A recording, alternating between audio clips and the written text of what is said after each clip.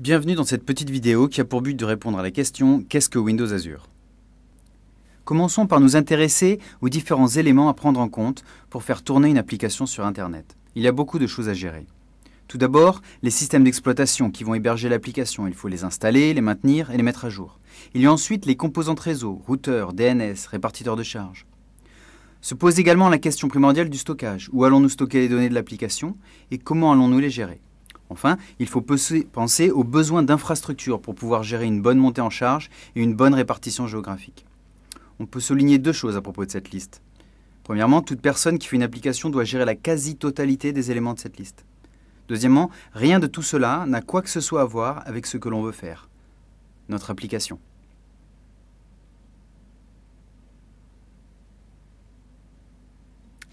Et s'il y avait un autre moyen? Et s'il existait un système qui s'occupait de gérer toutes ces problématiques pour nous? De gérer les OS, le load balancing, le stockage, les variations de charge. Cela nous permettrait alors de nous concentrer sur ce qui nous intéresse, notre application. Et il serait alors plus rapide de la développer et de la mettre à disposition des utilisateurs. C'est exactement le principe sur lequel repose Windows Azure. Windows Azure est la plateforme de cloud computing de Microsoft. Cela signifie que cette plateforme vous permet d'exécuter vos applications sur Internet, quelle que soit leur échelle. Et c'est également beaucoup plus. Windows Azure propose une approche du cloud computing centrée sur l'application. Vous maîtrisez tout le cycle de vie de votre application. De la phase initiale d'architecture, de développement et de test sur votre poste, au déploiement sur le cloud dans Windows Azure en quelques clics, mais aussi jusqu'au monitoring de celle-ci alors qu'elle s'exécute sur Internet. Tout cela vous permet d'améliorer constamment votre application en fonction de vos observations et de déployer de nouvelles versions sans interruption de service. À noter qu'Azure supporte du code .NET, mais aussi PHP, Java ou Ruby. La plateforme Azure est composée de 3 briques principales. La première est ce qu'on appelle la fabrique. C'est elle qui est responsable de l'exécution des applications. Cette fabrique gère de manière automatique de nombreux serveurs exécutant des machines virtuelles sous Windows. La seconde brique est le service de stockage. Il permet à votre application de pouvoir gérer ses données. Il s'assure que les données sont hautement disponibles et qu'elles peuvent monter en charge si nécessaire. Tout cela avec la garantie que les données restent par exemple en Europe si vous le décidez. Le troisième composant est représenté par les outils pour le développeur. Une version locale de la fabrique Azure, du stockage des API ainsi qu'une intégration à Visual Studio sont disponibles sous la forme d'un SDK Windows Azure qui est téléchargeable gratuitement.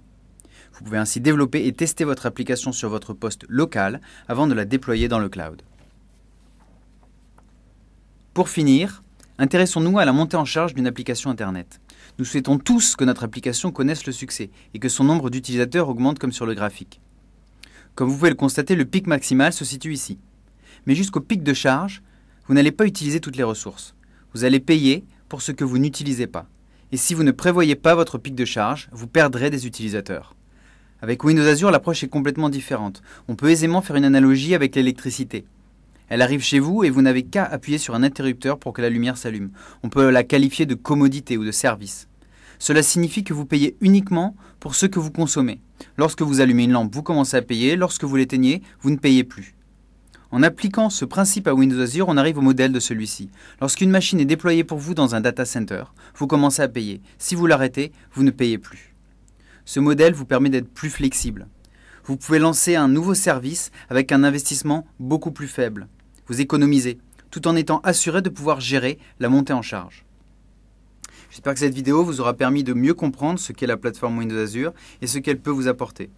Pour en savoir plus, vous pouvez vous rendre sur le site dev.windowsazure.com. Vous y retrouvez de la documentation, des vidéos, ainsi que le SDK de Windows Azure. Merci et bonne découverte du développement cloud.